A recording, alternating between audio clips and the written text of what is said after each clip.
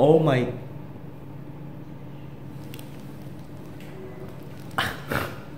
Oh my God, good morning.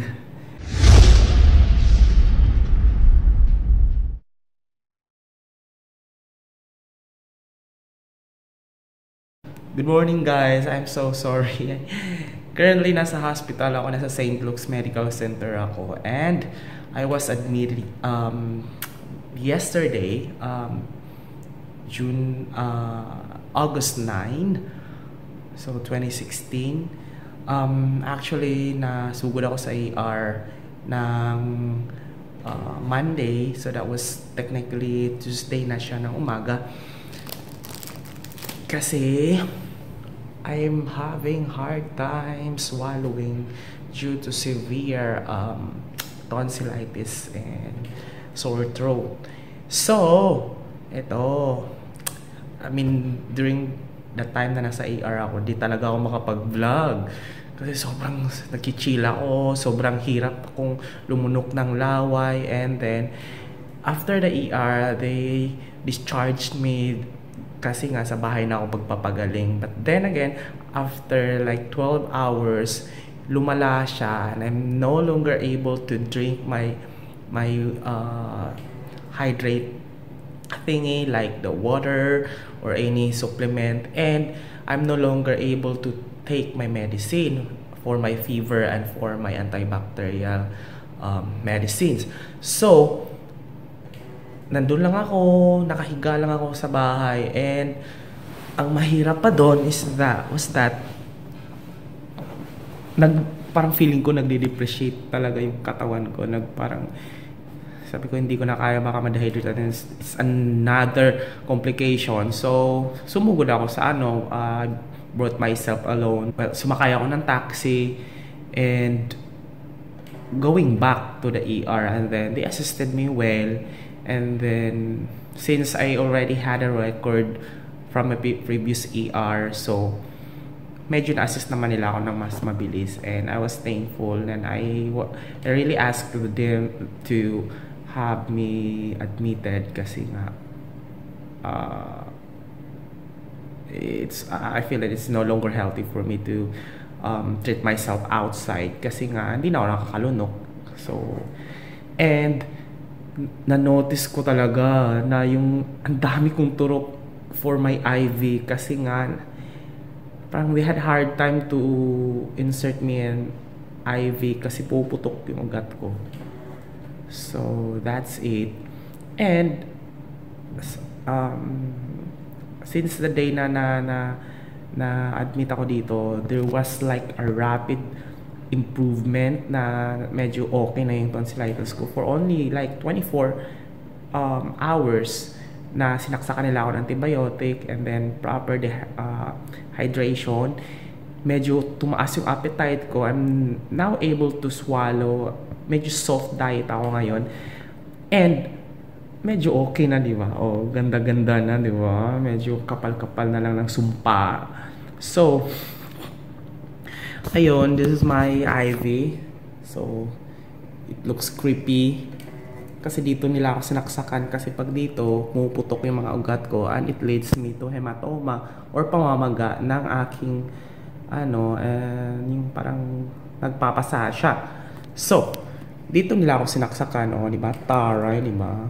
Dito talaga sa malaking ugat kasi hindi kanain na maliliit. So, medyo okay naman siya and hindi naman siya painful. And so far, they tried to get the sample of the bacteria inside my throat kasi lang kung ano yung proper antibiotic for that, and I'm pretty sure na kaya naman nila yan.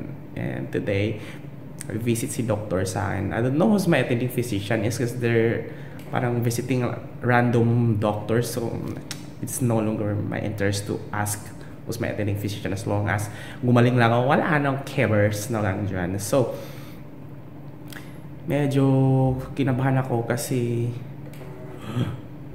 there are expenses that might not cover in my HMO because they will be basing on the final diagnosis. So, I'm hoping that okay naman siya. So, rest lang, bureau rest lang tayo. So, akala ko hindi ako makapag-vlog ng mga ganitong eksena. Pero, I tried to do my best para makapag-vlog tayo. Masakit-sakit sa, pero today's so far, medyo tumaas na yung appetite ko and I'm able to swallow soft diet food. Of course, continuous na rin yung pag-dispose waste. And ang ano ko lang is I'm not yet stable to walk kasi medyo nahihilo pa ako. I think that might cause due to a lot of medicines na na-intake sa akin. So basically okay na rin naman talaga. Makakapag-rampa tayo sa catwalk ulit. So sakit ng mawat eh. So iyan. So this is my room. Diba? Parang nasa hotel lang tayo. It's just like relax lang tayo for 2 or 3 days span of time. Arty-arty, di ba? Akala mo hotel, hospital pala to, di ba? With a suit, akala mo pajama, suit pala ite. Patient ang peg, di ba? So, it's not worth vlogging for, pero I try to do so para uploads natin siya. Medyo hindi pa, walang energy. Kapi naman ako kanina, walang ka-energy. Ay kung bumuga ng boses, baka may hindi na makapasok sa trabaho nito. Ayan, dal lang to the highest level. Hindi mo na ako mag-edit ng video. Raw file ko na muna to i-upload kasi talagang hilo talaga si ate. Oh my goodness, this is really amazing. So, positive lang tayo. Positive despite of all things. Makakabawi rin tayo dyan sa mga siklib na yan. Kasi talagang napapagod na ako. Talagang bumigay na ang tonsil. And, first thing, when I met my doctor yesterday, she did advise me to have a procedure to remove my tonsillitis. May tonsillitis, sakit yun. Yung tonsil ko, dito, yung parang kemerot doon sa loob. Paparimove ko din daw. Pero not now, good thing, makapagtrabaho, makapag-ipon pa ako ng mga organic camphor para panggastos kasi paparimove ko. I think it takes 1 to 2 months yata para mag-heal siya. But not now because there's still an infection that it may cause to severe bleeding. So I was advised that siguro after 2 or 3 weeks para fully heal yung tonsillitis ko, and then ipapaschedule ako for removal of my tonsil. Patay, o diba? Wala na akong tonsil nito. Pag lumuwag na ako, dire-diretso na siya.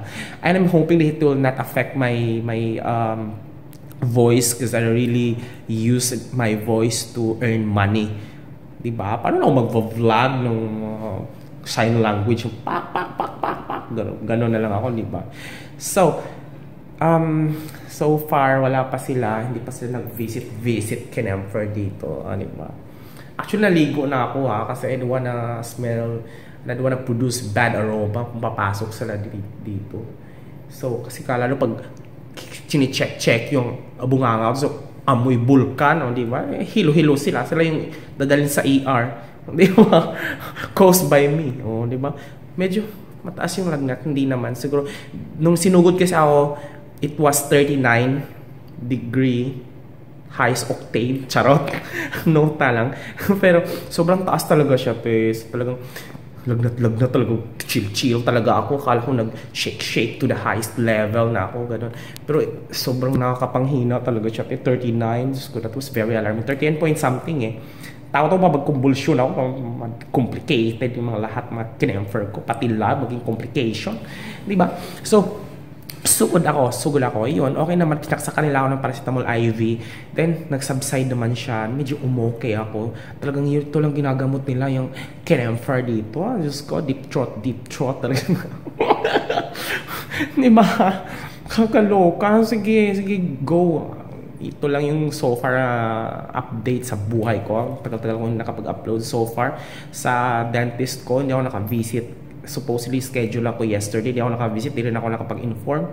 Kasi walang load ako, nasa loob ako ng hospital. Diba? Mahal-mahal ng hospital na to. Wala akong pang-load, ubos ang pera. So, hindi ako na-inform na I was supposed to go there for my lower braces. Pero, hindi ako nakapunta. Diba? Ang taray, ang daming saksak, diba? Pak! Stabbing ang taray. So, yun muna ang update ko ngayon. Talagang luha-luha ako. Diba?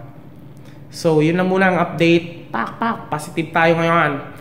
Para sa kabuhayan natin. Charot. Diba? Despite of negative things na nangyari, let's look at the brighter side. Kasi kung hindi ako nag-accept, di ako mapapahinga. Paano na lang kung biglaan talaga, di ba? So, maganda yung maiksi pakunti-kunti nagkakasakit ka, at least you're able to take care, and you'll be reminded time to time that you have to take care of yourself, and you're not invincible at all. Kasi I treat myself an invincible na, I can really afford not sleeping for 24 hours, and then 4 hours of sleep a day will do. Kasi nga, dami ko nagvo-vlog, nagwo-work, nag-gym, ano-ano na lang, di ba? Tinatanong ako kung anong wish ko, to have 48 hours a day para exhaust ko yung mga gawain ko. But then again, hindi imposible yon, or else isasuffer mo yung schedule mo or yung sleep mo. And that's what happened to me, di ba? Akala ko invincible ako. So, sa lahat ng mga akala nila invincible sila, they're strong enough to do a lot of things. Pahinga-pahinga din di ba? Para sa ekonomiya. So, kasi naman, pag hindi, gastos ka talaga para sa iyong katawan. Or, might as well take care of yourself and then proper the healthy lifestyle as possible. Kasi sobrang hirap magkasakit talaga, I'm telling you. Diba? Kinatain yung sick leave mo, yung sahod mo, instead nakikita ka, hindi ka. Tapos makapag-vlog ka, hindi ka makapag-vlog for extra income. Paano na lang, diba? Nga-nga-ers na lang. Pagbalik mo sa bahay, rest ka pa, beauty rest ka pa. Wala kang rampage, wala kang booking, nakakaloka. So far, as much as possible, stay healthy as possible, kasi nga sobrang hirap talagang mabuhay na may sakit. Pero good thing, let's look at the brighter side. That's what I said, na talaga namang mas maganda na you take care of yourself, and ang pagkakasakit is positive for you to be reminded na okay, tao ka. And at least ngayon, kailangan ko na pala talagang magtulog. Kailangan ko na matulog para tumaas yung immune system. Kasi talagang ang bilis kong magkasakit kapag walang tulog, pag inom ko lang ng malamig na nagkaka-tonsillitis na ako. So, diba, rapid change of weather, tapos naulanan ka, di ka nagpapayong kasi mong bitbit ng payong kasi paano sa buhay, di ba? Parang ganun-ganun. Tapos galing sa mainit, pasok sa aircon. So, talagang there are a lot of things that will affect your immune system. So, might as well rampage lang, diba? Stay as passive outlook in life, kasi talaga namang, diba? Payat-payat ko na, diba?